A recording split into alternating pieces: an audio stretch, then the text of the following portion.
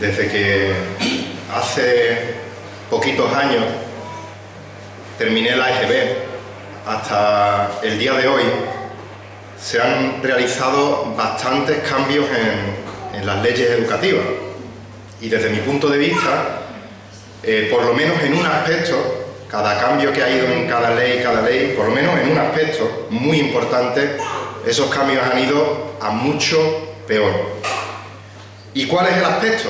Habrá otros en que haya mejorado, otros que hayan empeorado, pero para mí lo peor de tantos cambios es que los requisitos para poder aprobar una asignatura, los requisitos para poder pasar de curso, cada vez son menos exigentes. Se ha ido rebajando el estándar necesario para poder promocionar de curso, para poder superar un examen.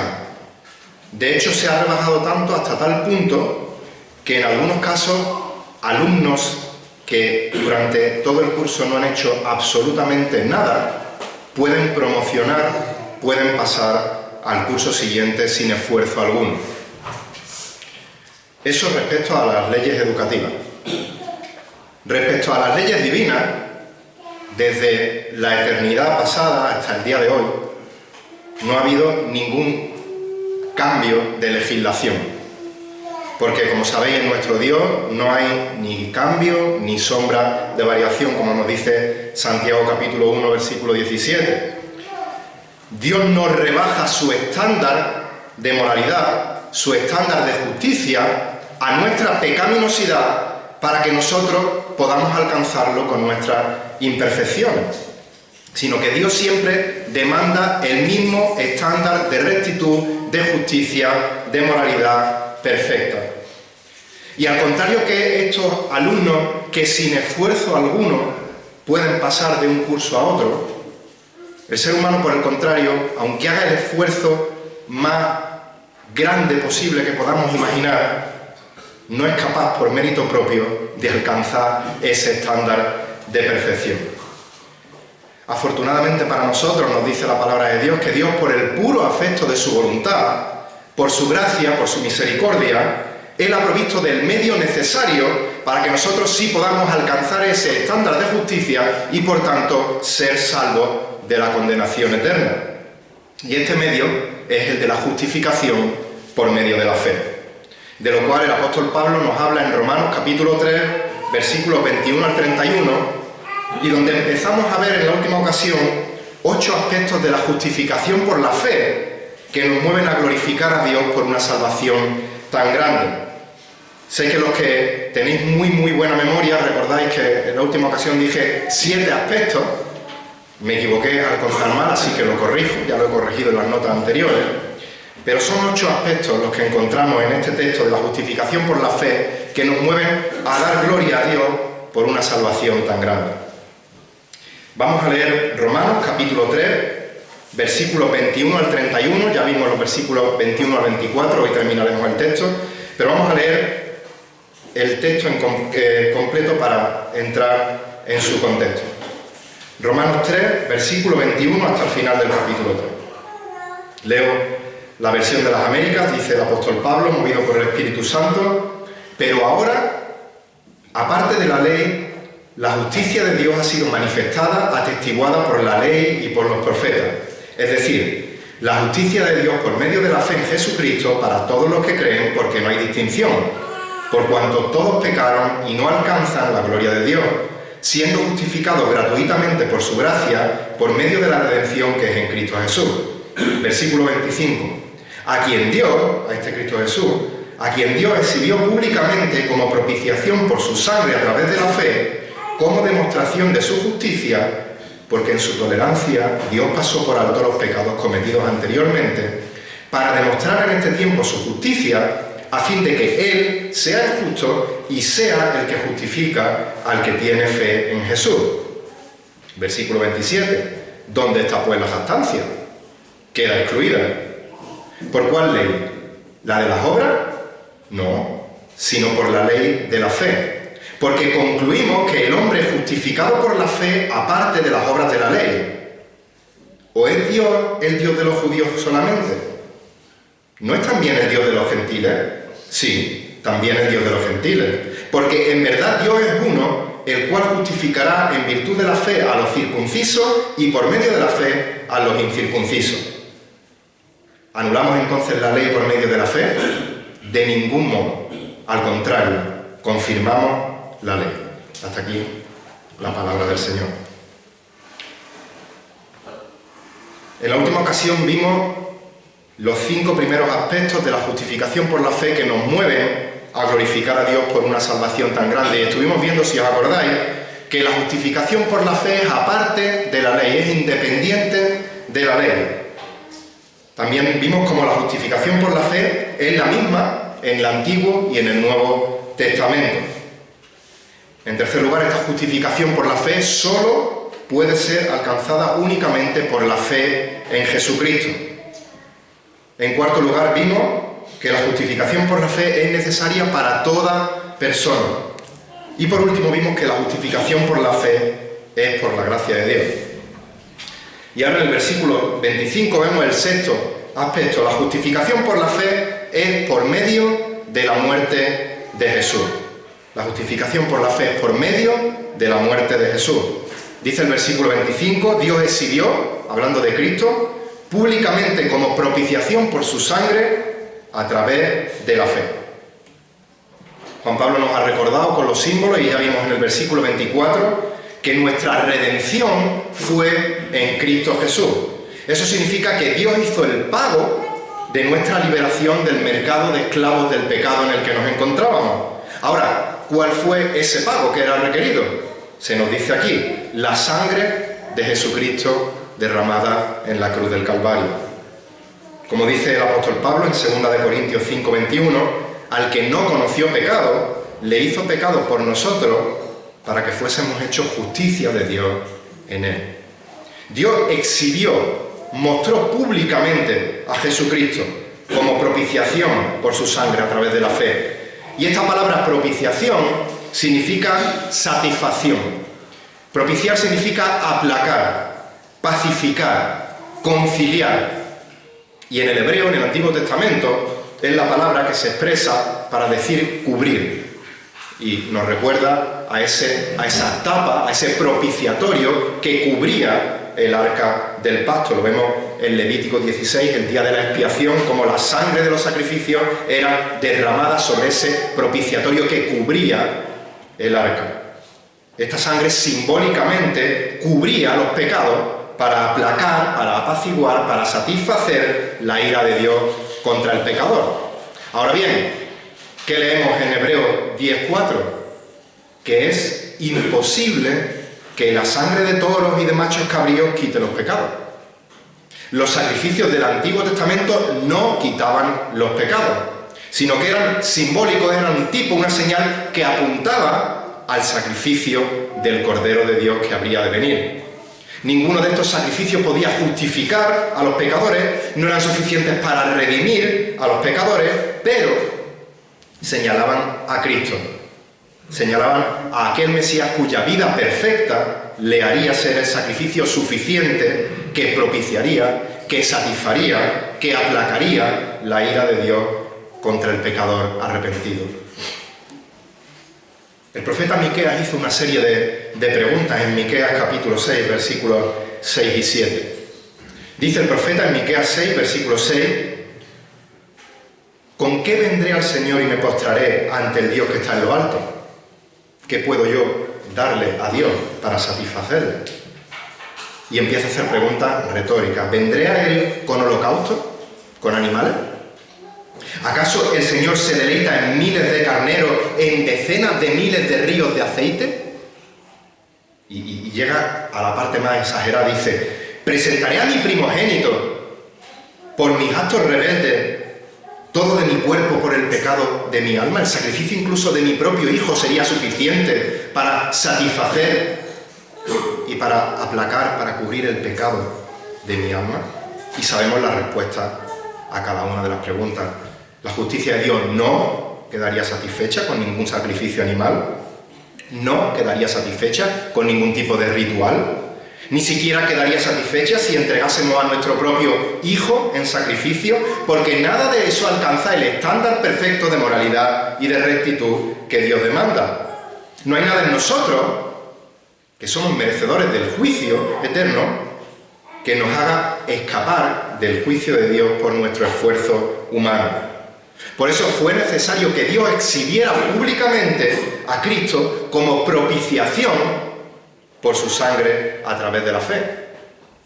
Sabemos que el Señor Jesucristo es 100% plena y verdaderamente hombre, y Él vivió una vida perfecta en esta tierra, cumplió ese estándar al que ninguno de nosotros llegábamos, y esa vida sin pecado le hizo ser el sacrificio aceptable, perfecto, suficiente, satisfactorio a los ojos del Padre para pagar por los pecados de todo aquel que en Él crea. También sabemos que Cristo es 100% plena y verdaderamente Dios, y eso hizo que Él pudiera soportar sobre sus hombros la ira del Padre por cada eternidad de condenación de cada uno de aquellos que habrían de creer en tan solo 3 horas. Solo Dios podría soportar esa carga que a nuestra mente es incapaz de entenderla, esa ira durante 3 horas, la eternidad de condenación de todo aquel que creería en Él. Así que dice Romanos 5:19 que así como por la desobediencia de un hombre, de Adán, los muchos fueron constituidos pecadores, así también por la obediencia de uno, de Jesucristo, los muchos serán constituidos justos. Y así puede afirmar el autor de Hebreos que por una ofrenda, Hebreos 10, Él ha hecho perfectos para siempre a los que son santificados. Cristo es la ofrenda suficiente. Ya no es necesario realizar más sacrificios de animales. Dios nos declara justos a través del sacrificio de la justicia perfecta de su Hijo amado. Y Dios le exhibió públicamente como propiciación, dice, por su sangre, a través de la fe. Está haciendo referencia de una muerte violenta. Es lo que dice por su sangre. Una muerte violenta que es el sacrificio de Cristo. Mediante esa muerte violenta, mediante esa sangre, por medio del sacrificio de Cristo en la cruz, Dios es propiciado. Su ira es aplacada. El pecado es cubierto. La justicia queda satisfecha. Y es por esa satisfacción que somos declarados justos delante de Dios, al ser vistos a través de la justicia perfecta del Señor Jesucristo. Citando a John Murray, dice: la doctrina de la propiciación significa que Cristo propició la ira de Dios e hizo a Dios propicio para su pueblo. Cito otra vez: la doctrina de la propiciación significa que Cristo propició la ira de Dios e hizo a Dios propicio a su pueblo, para su pueblo. Pero fijaros que el versículo 25 dice que lo hizo como demostración de su justicia. Y si leemos el versículo 26, dice que lo hizo para demostrar en este tiempo su justicia. Y la pregunta es, ¿por qué tenía Dios que demostrar su justicia? Bueno, esta demostración de la justicia podía responder a la pregunta de algunos lectores al ver la carta que se pudieran hacer y podían preguntarse: ¿cómo puede Dios justificar al pecador y seguir siendo un juez justo? Porque leemos en Éxodo 23:7 que el Señor dice: yo no absolveré al culpable. Dice la Reina Valera: yo no justificaré al impío. Proverbios 17:15 dice que el que justifica al impío y condena al justo, ambos son igualmente abominación a Jehová. Pero ahora Pablo está diciendo que Dios está declarando justos a los impíos. ¿Está acaso Dios yendo en contra de su propia rectitud moral? Job se pregunta en el capítulo 9, versículo 2, ¿cómo puede un hombre ser justo delante de Dios? ¿Cómo puede el hombre, dice la Reina Valera, justificarse con Dios? Pero leemos en Romanos 8:33, ¿quién acusará a los escogidos de Dios? Dios es el que justifica. Y por supuesto sabemos que la Biblia no se contradice. Sabemos que la Biblia es inerrante, que la Biblia no contiene error alguno. Que está claro que Dios no puede emitir un veredicto que sea contrario a su propia naturaleza de perfección, de justicia y de verdad. De ahí la importancia de entender que cuando Dios nos justifica, no está volviendo justo a un impío, no está transformando en justo al injusto, sino que está declarando justo al pecador. Está aplicando la justicia perfecta de Cristo al creyente. Está imputando la justicia de Cristo a nuestra cuenta. Con lo que por parte de Dios no hay incumplimiento alguno de su norma. Somos aceptos a Dios en base a la obra de Cristo. Y Dios exhibió públicamente a Cristo como propiciación por su sangre a través de la fe. Es solo por medio de la fe en la muerte de Cristo, en la obra redentora de Cristo, que Dios satisface, que Dios aplaca su ira santa contra el pecador. Y sigue diciendo el versículo 25, porque en su tolerancia, porque en su paciencia, Dios pasó por alto los pecados cometidos anteriormente. Algunos podían mirar no solo su situación presente, sino mirar al pasado y podrían preguntarse cómo es que Dios es un juez justo si vemos que el impío, que el injusto prospera y no le pasa absolutamente nada. El corrupto cada vez gana más dinero, oprime más al que es inocente, entenderme la palabra, y su vida sigue y prospera y no le pasa nada. Eso es la lógica humana, pero la lógica de Dios va mucho más allá de la nuestra. Cuando Dios dice que pasó por alto los pecados cometidos anteriormente, no está diciendo que Dios hizo la vista gorda con los pecados cometidos anteriormente, sino que lo que está diciendo es que Dios, en lugar de fulminar instantáneamente, que podría hacerlo y sería justo, al pecador en el momento en que comete pecado, dice que Él es paciente con el pecador y que sigue llamando al arrepentimiento a toda persona. Dice el Salmo 78, 38, que Dios, siendo compasivo, perdonaba sus iniquidades y no los destruía. Dice que muchas veces contuvo su ira y no despertó todo su furor. Él fue paciente, Él tuvo tolerancia, Él pasó por alto los pecados temporalmente, contuvo, no despertó su furor. Hechos 14:16 dice que en las generaciones pasadas Dios permitió que todas las naciones siguieran sus propios caminos. Pero que permita que la nación, en su soberana voluntad, siga por sus caminos, no significa que Él está de acuerdo con los caminos pecaminosos que toman las naciones, sino que Dios no intervino en ese momento con un juicio especial contra esos impíos, pero el pecado de todos y cada uno de los seres humanos será juzgado un día en el día del juicio.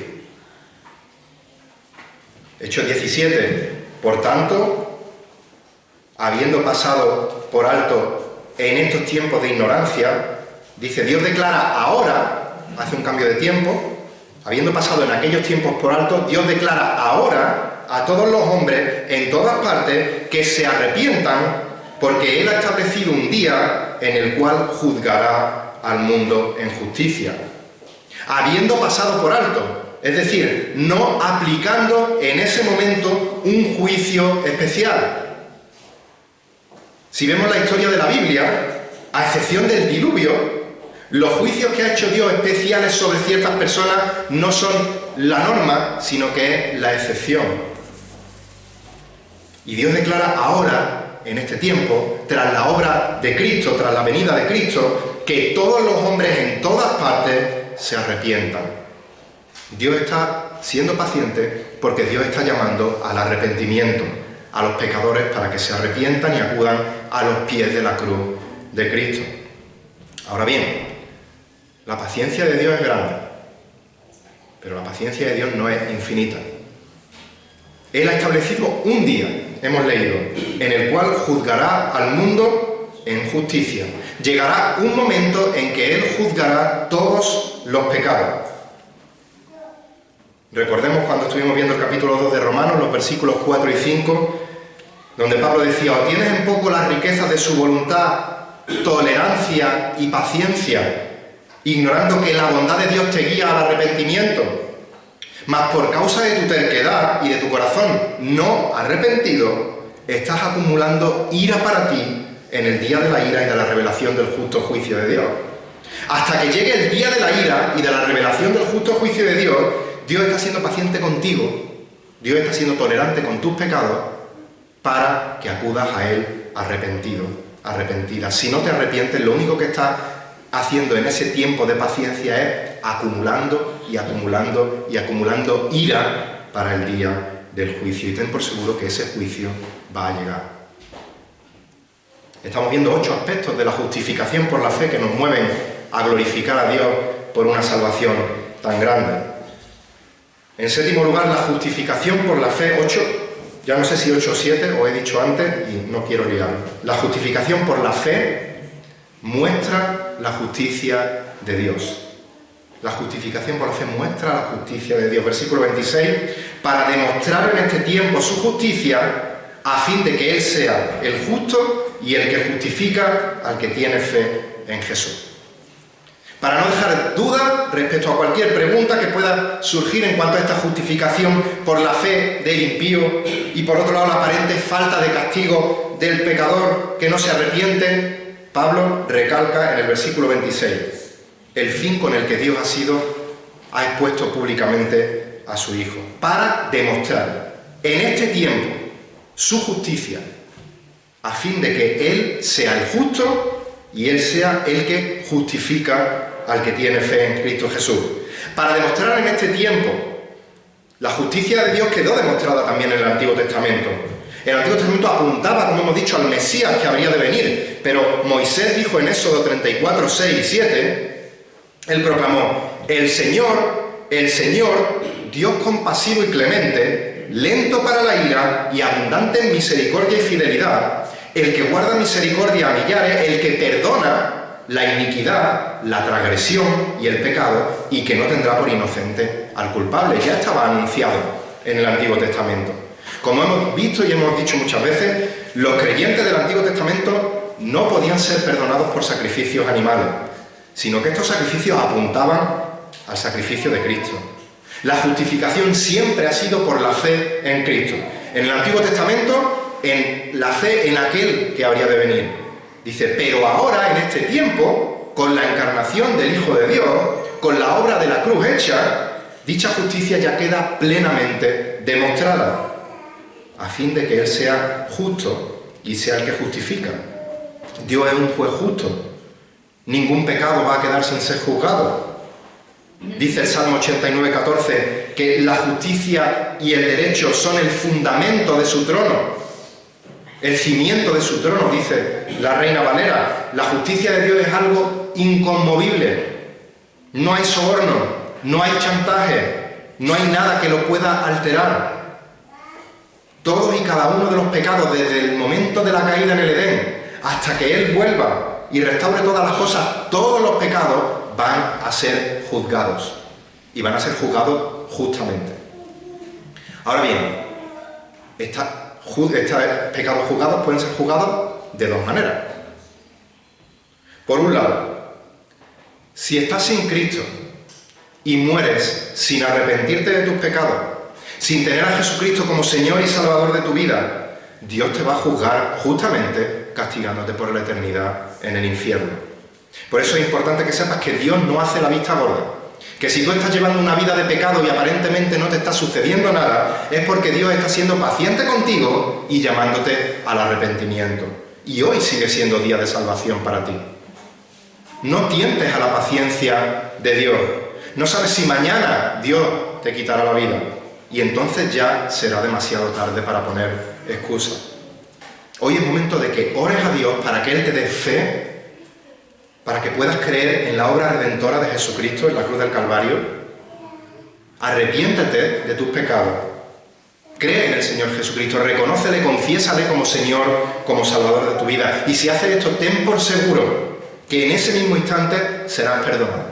Serás perdonada y recibirás vida eterna. Ahora, hay otra manera en la que este juicio justo va a realizarse. Y es el caso de aquel pecador que ya ha acudido por la fe a Cristo, arrepentido de sus pecados, que le ha pedido perdón y le ha confesado como Señor y Salvador de su vida. Esos pecados también van a ser juzgados. Mejor dicho, Esos pecados ya han sido juzgados en la cruz de Cristo. En la obra de Cristo, en la cruz, han quedado plenamente vindicadas las demandas de santidad y de justicia de Dios. Y es por eso que Dios es el que justifica al que tiene fe en Cristo Jesús. Porque Dios ya ha juzgado, ya ha derramado su ira santa sobre su Hijo, el cual ha dado su vida en favor de todo aquel que en Él cree. Esta es la manera en que Dios juzga todo pecado cometido desde el Edén hasta que Él vuelva. Esta es la manera en que Él puede ser perfectamente justo y en la que Él puede justificar al que tiene fe en Cristo Jesús. Y el último aspecto de la justificación por la fe que nos mueve a glorificar a Dios por una salvación tan grande.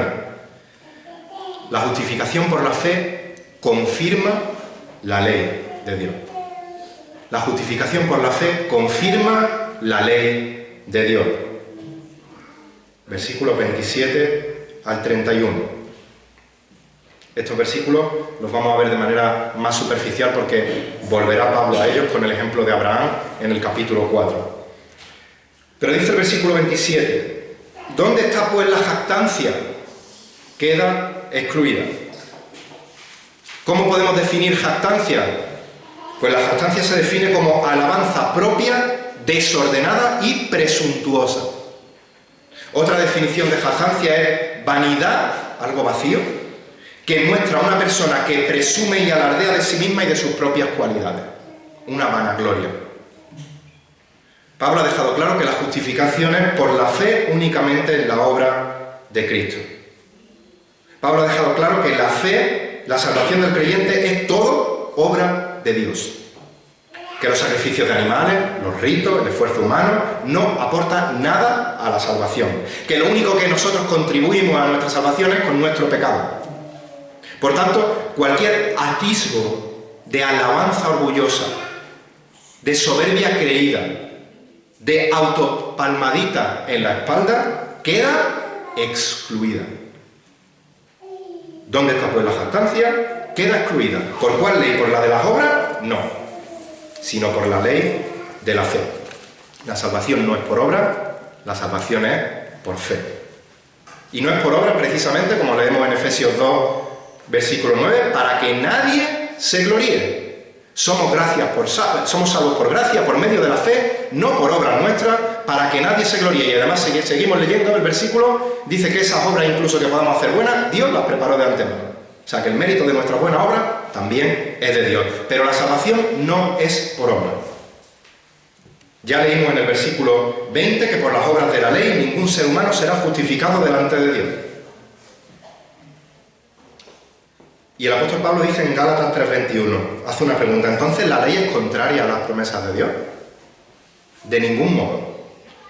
Porque si se hubiera dado una ley capaz de impartir vida, entonces la justicia ciertamente hubiera dependido de la ley.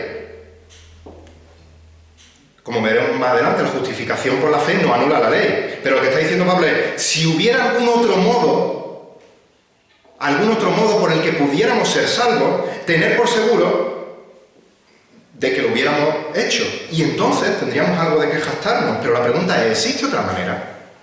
Y la respuesta es, no. Es imposible que ningún ser humano llegue a cumplir las demandas de la ley a perfección desde el momento en que nace hasta el momento en que se muere, 24 horas al día, 364 días, 365, 366, depende de los que le quitemos al calendario. Es imposible. Porque dice Santiago 2:10 que cualquiera que guarda la ley, pero tropieza en un solo punto, se ha hecho culpable de toda la ley, de todos los puntos de la ley. No podemos jactarnos de nuestra salvación. No podemos decir, sí, Dios es el que salva, amén. Sí, la obra de Cristo hace posible que nosotros seamos declarados justos, amén. Sí, la Biblia dice que Dios nos escogió delante de la fundación del mundo, estoy de acuerdo, pero Él me escogió porque Él vio en el futuro, como Él es omnisciente, que yo un día creería en Él y entonces, por eso me escogió. No, no es cierto. Dios no te salvó porque sabía que creerías en Él y le buscarías. Algunos sacan de contexto Juan 1:12 que dice, pero a todos los que le recibieron, les dio derecho de llegar a ser hijos de Dios, es decir, a los que creen en su nombre. Y leyendo sobre este versículo podemos llegar a la conclusión errónea de que a todos los que le recibieron, es decir, yo soy el que recibo a Jesús, y a los que creen en su nombre, yo soy el que cree en su nombre, entonces eso me da el derecho a llegar a ser hijo de Dios. Pero tenemos que tener cuidado en sacar los versículos de contexto, porque después del 12, sorpresa, hay un versículo 13. Y dice el versículo 13 que estos que recibieron a Jesús, que estos que creyeron en su nombre, no nacieron de sangre, ni de la voluntad de carne, ni de la voluntad de hombre, sino de Dios. De la misma manera que tú no decides el día que tú vas a nacer, de la misma manera que tú no decides quiénes van a ser tus padres, de la misma manera que tú no decides cuál va a ser tu material genético, pues la palabra no escoge las palabras al azar. Dios pone cada palabra en su sitio, y la analogía del nacimiento no está ahí por casualidad.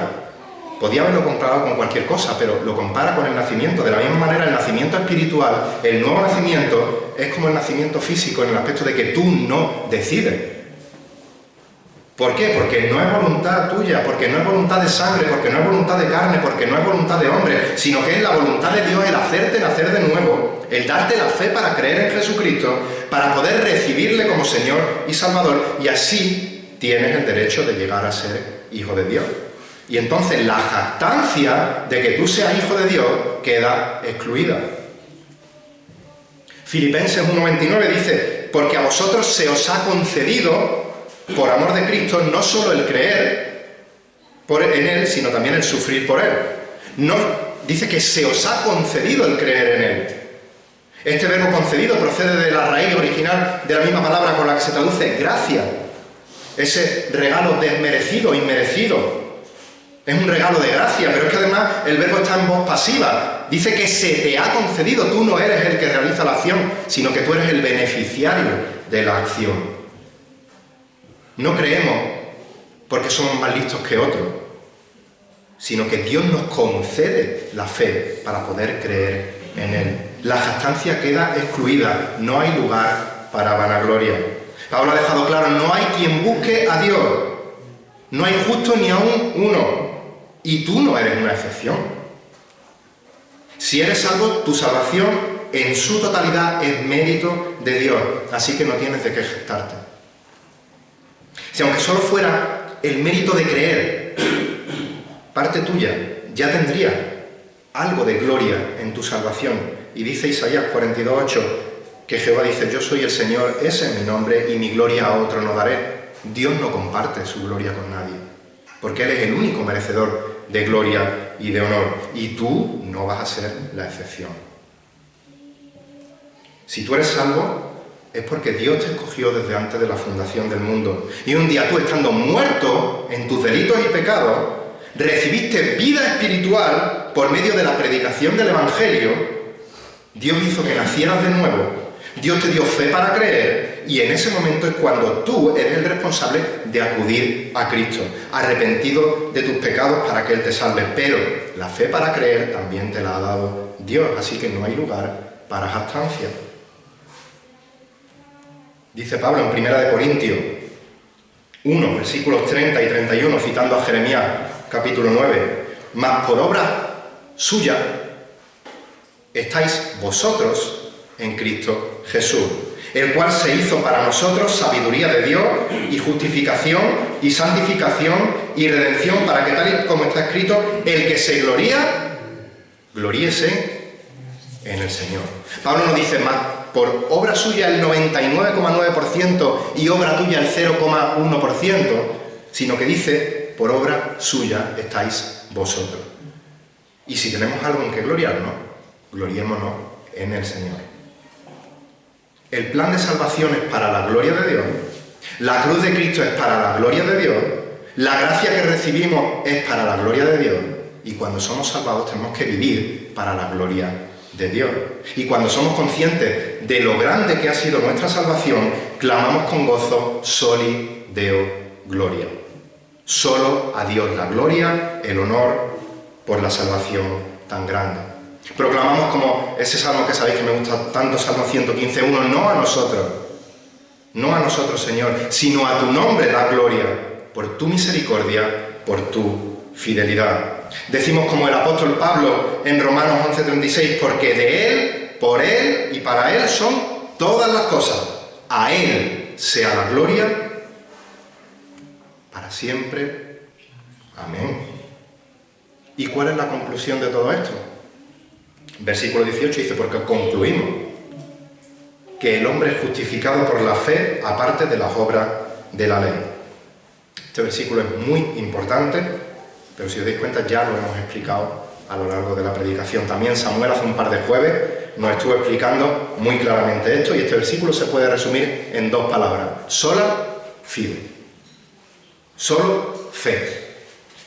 Es decir, la salvación solamente, únicamente, exclusivamente es mediante la fe en la obra de Cristo. No la fe más obras, no la fe más esfuerzo humano, no la fe más otros santos, no la fe más la Virgen, solo la fe en Cristo. Versículo 29, ¿o es Dios solamente el Dios de los judíos? ¿No es también el de los gentiles? Sí, también es de los gentiles. Porque en verdad Dios es uno, el cual justificará en virtud de la fe a los circuncisos y por medio de la fe a los incircuncisos. Pablo lo que está haciendo es ampliar lo que ya nos ha dicho en el versículo 22, que la justicia de Dios por medio de la fe en Jesucristo para todos los que creen, porque no hay distinción. Dios no hace acepción de personas en su plan de salvación.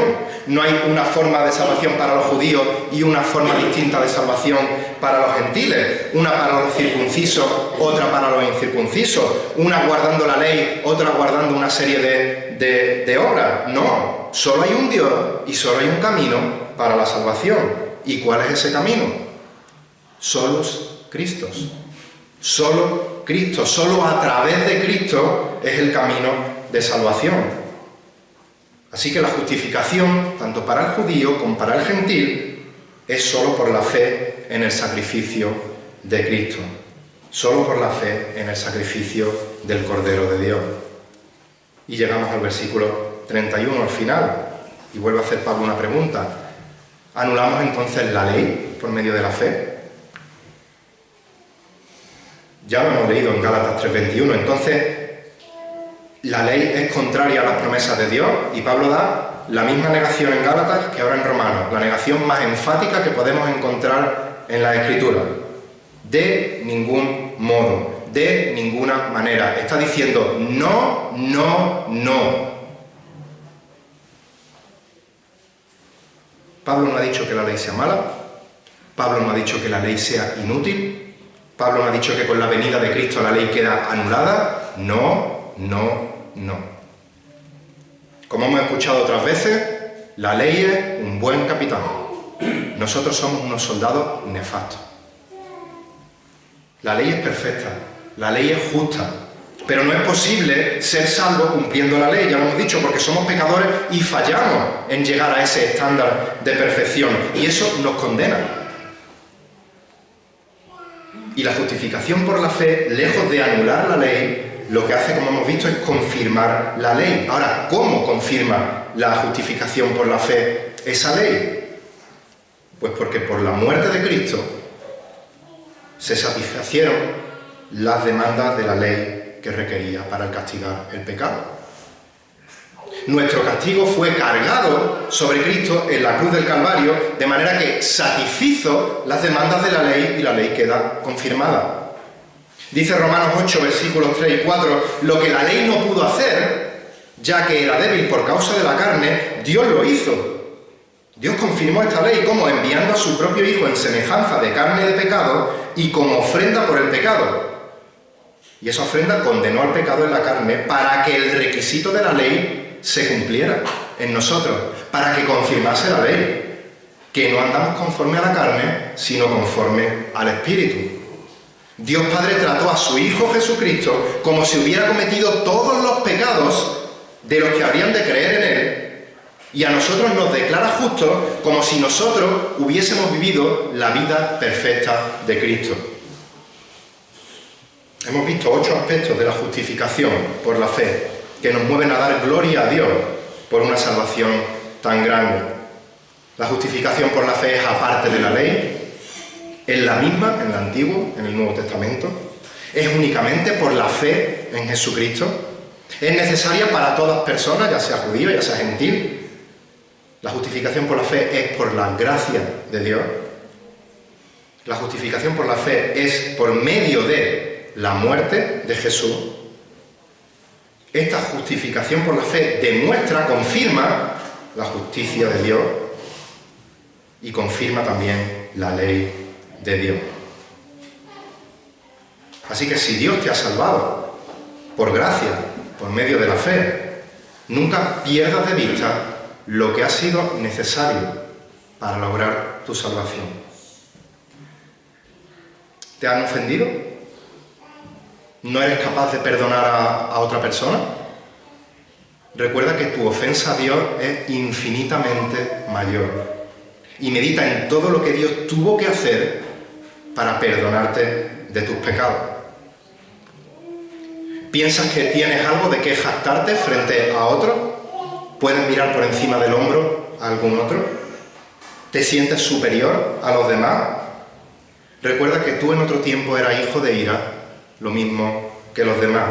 Y que si eres hijo de Dios, si eres hija de Dios, es únicamente porque tú has sido declarado justo por la fe únicamente en la persona y en la obra de Jesucristo. Así que ten la misma misericordia con los demás que un día tuvieron contigo. Predica el Evangelio de la gracia con la misma gracia con la que te fue predicado. Dios nos ha justificado por medio de la fe. Dios nos ha declarado justos por medio de la fe. Dios nos ha imputado la vida perfecta de Cristo Jesús por medio de la fe. Y de esa manera Dios nos trata como si hubiésemos vivido la vida perfecta de Cristo. Que la verdad de la justificación por medio de la fe nos mueva a vivir vidas que glorifican a Dios por una salvación tan grande. Y que ahora nosotros tratemos en el poder del Espíritu de día a día vivir vidas santas que traten de asemejarse, de conformarse a la vida perfecta del Señor Jesucristo y que con ello glorifiquemos a nuestro Dios por una salvación tan grande. Que el Señor bendiga su palabra. Señor, estamos maravillados ante tu soberanía, Señor, ante tu bondad, ante tu gracia, ante tu misericordia, ante tu justicia, Padre. Gracias porque tu Evangelio, Señor, nos ha salvado a muchos de nosotros, Señor. Nos ha dado vida para poder creer en ti, Padre. Y queremos que tu Evangelio siga siendo predicado fielmente y que seas tú, sobrenaturalmente, el que traiga los corazones muertos a vida, Señor, de aquellos que escuchan, Señor. Y a los que nos has salvado, Padre, te queremos pedir primero que nos perdones por nuestros pecados, Señor. Que nos perdones si en algún momento el orgullo asoma en nuestro corazón, Señor, y nos sentimos superiores a los demás, nos sentimos privilegiados con respecto a ningunear a otros, Señor, por esa salvación tan grande, Señor. Sí es verdad que somos privilegiados, pero el mérito lo tienes únicamente tú, Señor. Queremos que como Iglesia nos ayudes a ser fieles en la exposición de tu Evangelio, Señor, que nos ayudes, Señor, a vivir vida que te glorifiquen, a que todo lo que hagamos, sea que comamos, sea que bebamos, lo hagamos para tu gloria, Señor. Y queremos que tú nos uses, Señor, según tu voluntad, no según nuestras opiniones, no según nuestra sabiduría, sino según lo que tú nos dices en tu palabra, para que podamos ser instrumentos útiles en tus manos, Señor, y si es tu voluntad, podamos ver cómo cada día tú añades a tu Iglesia a aquellos que han de ser salvos, Señor. Esto oramos en el nombre y por los méritos de tu Hijo Jesucristo. Amén.